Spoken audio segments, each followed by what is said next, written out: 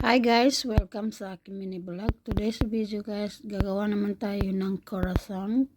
Ang flavor nito ay cheese. Before kasi gumawa ako, plain lang, butter lang ang nilagay ko. Pero ito with cheese. So yan guys, gawa muna tayo. Gagawa naman tayo guys ng croissant, pero cheese naman ito, palaman. Mahirap mag-roll pag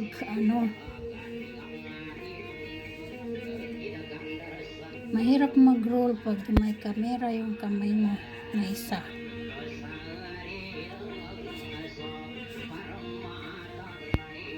Ayan na guys, pwede mong i-ganyan, ganito. Cheese naman ang aking ginagawa ngayon. Nung una ginawa ko ay croissant. Lalaki pa yan guys. Pero mamaya update ko na lang kayo. Kasi mahirap magka-video pag mahirap mag-video pag nakakamera yung isang kamay. Yan pa lang nagawa ko. 3 pa lang. 4. Yan na guys yung ating croissant. Ito naman maliliit kasi last na ito eh. Pero lalaki pa yan guys kasi hindi pa siya nagano. Habang gumagawa ako, nanonood ako ng Dayunday, si Salaho din, tapos si Cory, si Brian. So yan guys, ilagay natin sa oven, pero alisain muna natin, okay? Ayan guys, dahil wala akong brush yan. Tingnan mo, magkaiba, may straight, merong pinukuko ganyan, piniko, ano ba yun? Hindi siya straight, pero sinasadya ko yan. Kasi para may style naman. Di ba?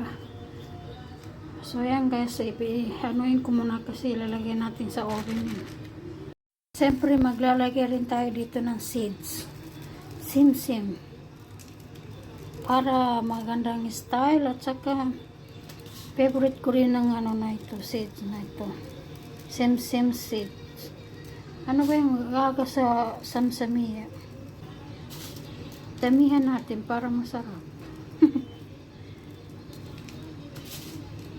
Ayan. Yung dayunday ko doon. So yan, update ko na lang kayo mamaya. Ito naman sa isang tray, maliliit siya kasi ito yung last na ng yung yung mga gimbi-gimbis ba? Sana all may gimbis-gimbis. Yung tira-tira ba? Pero okay lang yan. Kahit tira-tira yan, masarap din naman. Kasi kung ano nilagay ko, yun din. Nilagay ko kasi ito ng cheese. Dati nung ginawa ko ay butter lang yun. Plain na croissant. Ito, meron siyang butter. Cheese.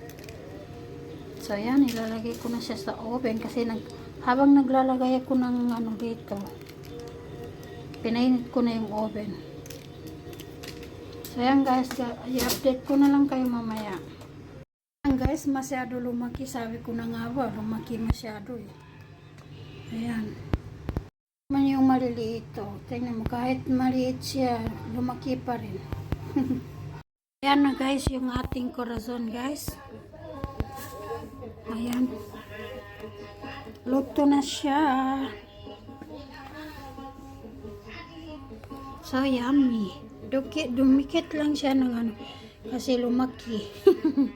Nagdikitan pero okay lang naman. Croissant. Masarap naman siya. Aray, ang init.